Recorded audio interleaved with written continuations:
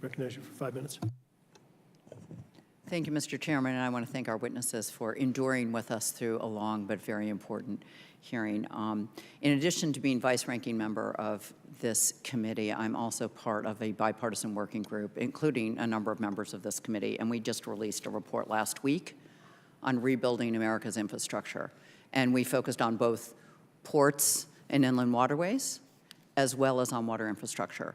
And it's in part through that lens of 4 months of pretty intense work, including some of the organizations represented at the table and others. And we came to a number of conclusions. One, there needs to be real funding, and it needs to be sustainable.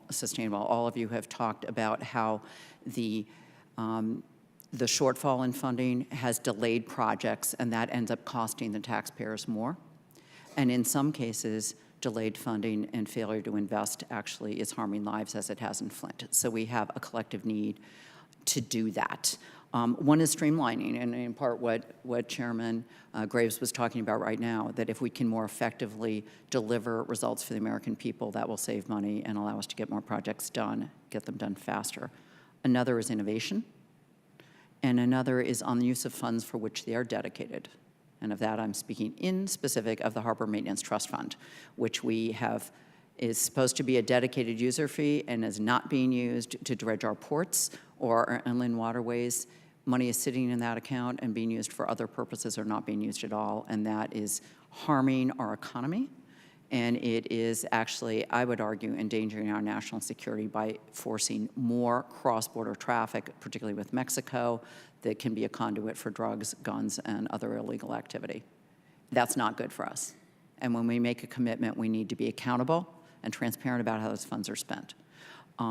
So on the innovation front, would like you to think about, and I'll follow up, make sure you get copies of this report. One of the things we're calling for is the creation of an ARPA H2O, to have an advanced research agency within the federal government to assist localities such as Flint trying to figure out how are they going to repair and upgrade their water systems and keep them safe. We now believe that we know that water, traditionally drinking water and wastewater, is a local responsibility, funded in part through the state revolving funds.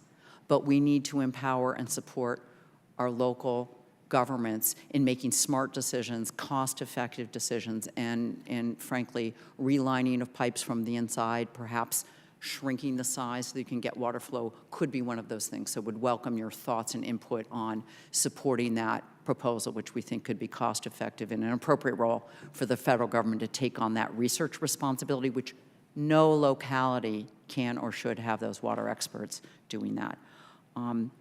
I'd like to follow up a little bit on and real funding. I think we can get agreement about the importance of real funding, and that has to happen because the shortfall is estimated by the American Society of Civil Engineers to be $126 billion by 2020.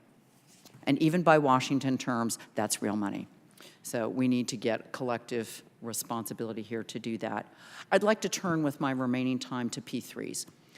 We expect the White House to be focusing on this as part of its proposal. I've met several times with the White House and trying to figure out what is an appropriate role for P3s, number one, in the water realm, particularly for federal projects, existing federal projects as well as new, and what are things that would need to change in terms of congressional authority.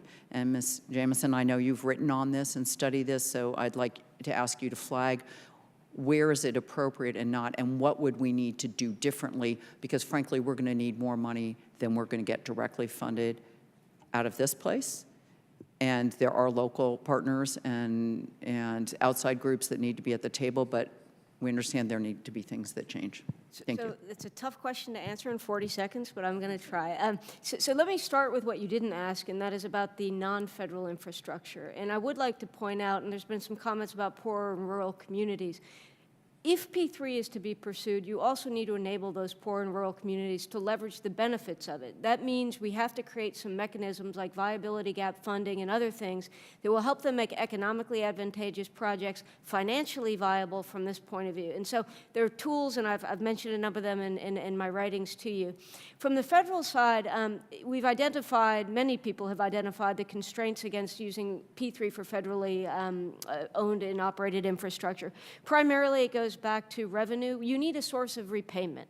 So if we're going to the Treasury, then we need the authority to allow the Corps to make long-term budget commitments and have that not scored in a prejudicial manner, or we need the ability for the Corps to assess fees, collect them, and rededicate them back into the project purposes, as you rightly point out, which is the whole purpose of our trust funds. But they need that flexibility to be able to do it. Additionally, they need long-term contract authority. Many of the things you've already given to military and to others for military housing, for energy savings performance contracts, Congress has done this before. I would submit that water resources deserve the same consideration. I see I'm out of time, but I think you have a lot of interest on this committee in pursuing those kinds of innovations that will allow more money and better decision-making. Thank you. Thank you. Mr. Lamofa.